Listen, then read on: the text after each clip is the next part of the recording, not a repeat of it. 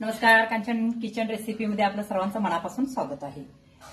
चला आज काय बनवायचं, आज आपण शेव बनवूया। शेव बनवण्यासाठी मी या ठिकाणी बेसन पीठ घेतलेलं आहे, बारीक दळायचं, एकदम चाळून घेतलेलं आहे मी। हे 500 ग्रॅम आहे, म्हणजे अर्धा किलो। आता याच्यामध्ये काय घालायचं आहे बघा, ओवा 2 चमचे घेतलेला आहे। तुम्ही मोठे पाडणार असेल शेव तरच ओवा घाला, नाही तर मग काय करा, तुम्ही बारीक शेव पाडणार असेल तर पाण्यात भिजत घालायचं आणि ते पाणी गाळून घ्या। नाहीतर मग कसं होतं, शेवला ओवा पडत नाहीये। मी थोडी मोठी पाडणार आहे त्यामुळे ओवा घातलेला आहे। आता ओवा 2 चमचे घातलेला आहे। मीठ चवीप्रमाणे घालायचं आहे, नंतर चेक करून तुम्ही घालू शकता। आणि आता याच्यामध्ये घालायचं आहे तेल नॉर्मल घाला, म्हणजे गरम वगैरे कडक करणं काही नाहीये, असंच घालायचं आहे। हे पहा, एक फुलपात्र घेतलेलं आहे, अर्ध्यापेक्षा थोडंसं जास्त आहे।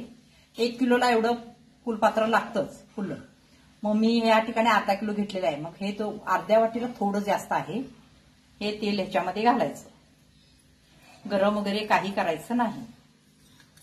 आणि आता हे चांगलं हलवून घ्यायचं, म्हणजे हे तेल पूर्ण पिठाला लागलं पाहिजे। आणि तुम्हाला तिखट हवे असेल तर याच्यामध्ये तुम्ही मिरची पूड घालू शकता। आता हे पूर्ण चांगलं हलवून घ्यायचं, पूर्ण पिठाला हे तेल लागलं पाहिजे, तरच तुमची शेव खुसखुशीत होणार। मी या ठिकाणी सोड्याचा वगैरे काहीही वापर केलेला नाही।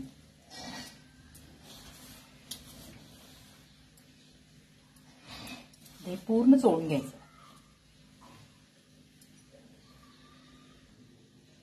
हे पहा, चांगलं पीठ आपलं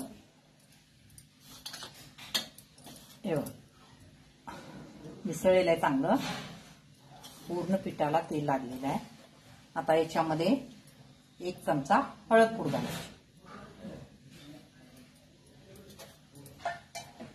आणि पूर्ण हलवून घ्यायचं पुन्हा।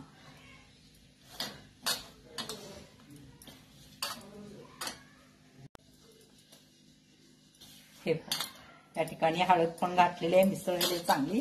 आता हे आपल्याला मळायचं आहे पाणी घालून। आपलं नॉर्मल पाण्यामध्येच मळा, गार पाण्यामध्ये, गरम वगैरे काही करायचं नाहीये। हे पीठ थोडं चिकट असतं, नुसतं डाळीचं असल्यामुळं। आपणाला जास्त घट्ट आणि जास्त पातळ सुद्धा करायचं नाहीये। परवा मी तुम्हाला पापडीचा व्हिडिओ टाकला होता, त्याच्यामध्ये जे पीठ केलं होतं त्याच्यापेक्षा थोडंसं घट्ट करायचं।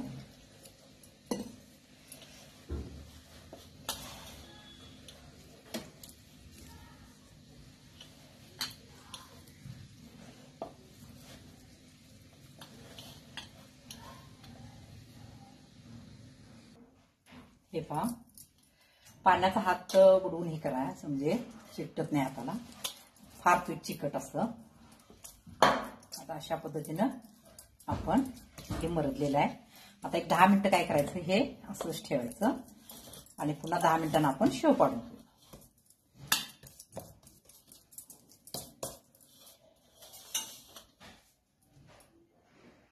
हे पहा, या ठिकाणी मी तेल गरम करायला ठेवलेलं आहे। आता आपण सोऱ्यामध्ये पीठ घालूया। पहिला काय करायचं, पाण्यात हात बुडवायचा, म्हणजे ते पीठ हाताला चिकटणार नाही।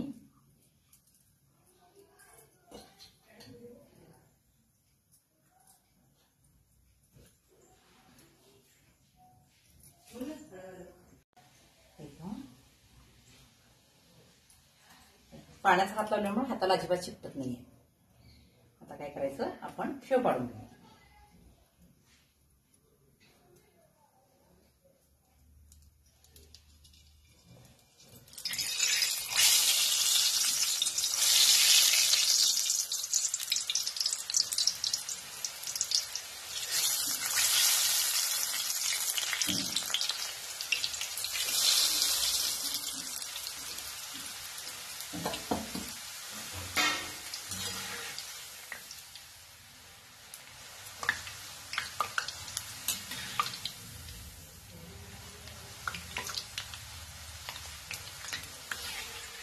तर मी बघितलं कशी बारीक होती मोठी, आणखीन थोडीशी मोठी मला हवी आहे.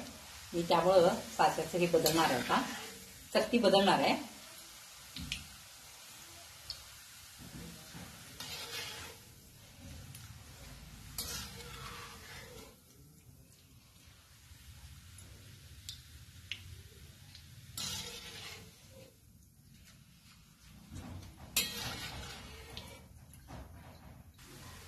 हे पहा, मी चकती बदललेली नाही आहे, तेच राहू दे म्हटले.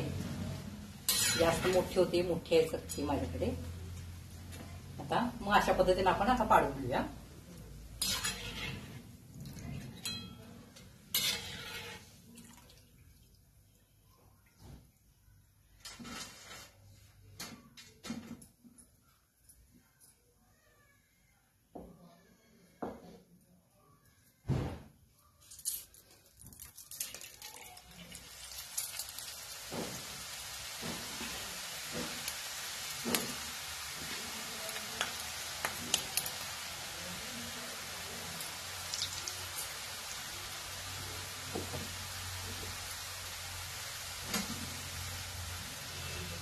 प्रथम पाडताना गॅस मोठा ठेवा आणि मग थोडा मीडियम करायचा, म्हणजे शेव चांगली आतून भाजते.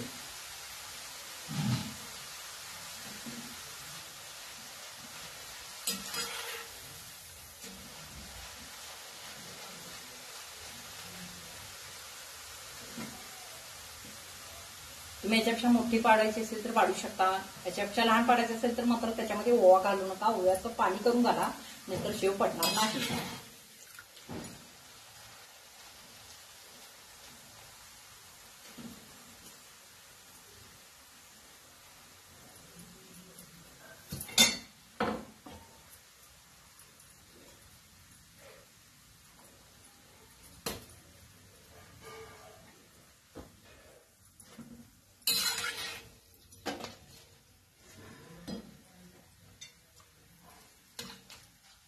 अशा पद्धतीने आपण सगळी शेव पाडून घेऊया.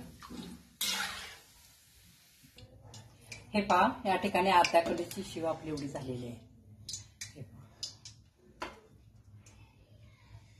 एक अर्धा किलो मध्ये बरोबर अर्धा किलो पीठ होतं. त्याच्यामध्ये अर्ध फुलपात्र आपण तेल घातलं. अर्धा फुलपात्रापेक्षा थोडंसं जास्त होतं. तुम्ही काय अर्धाच घातलं तरी चालतं. 1 किलो बरोबर 1 किलो फुलपात्र लागतं. आता या ठिकाणी आपली शेव तयार आहे. आता ती खुसखुशी झाली की तुम्हाला दाखवते.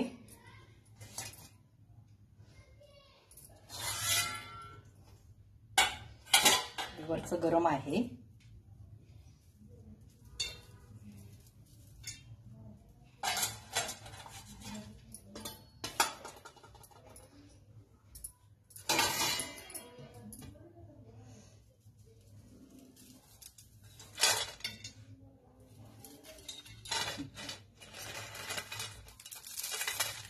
एकदम सोडा चिमटीत घेऊन बघायचं, त्याच्यावरून कळतं की खुसखुशीत झाले की नाही.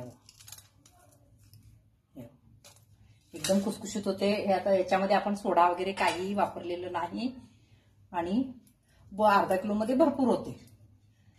तुम्ही 1 किलो अर्धा किलोच्या प्रमाणानं तुम्ही किती करायचं ते करू शकता. आणि खाण्याचा सोडा जर तुम्ही, काही जणांना कसं असतं खाण्याचा सोडा वापरण्याची पद्धत म्हणजे सवय असते, तुम्ही घालू शकता. पण त्यावेळेला खाण्याचा सोडा घातला की हळद घालू नका, कारण हळद आणि खाण्याचा सोडाचं हे झालं तर शेव लाल पडते. तुम्हाला जर माझी रेसिपी आवडली असेल तर लाईक करा, सबस्क्राईब करा, शेअर करा. धन्यवाद.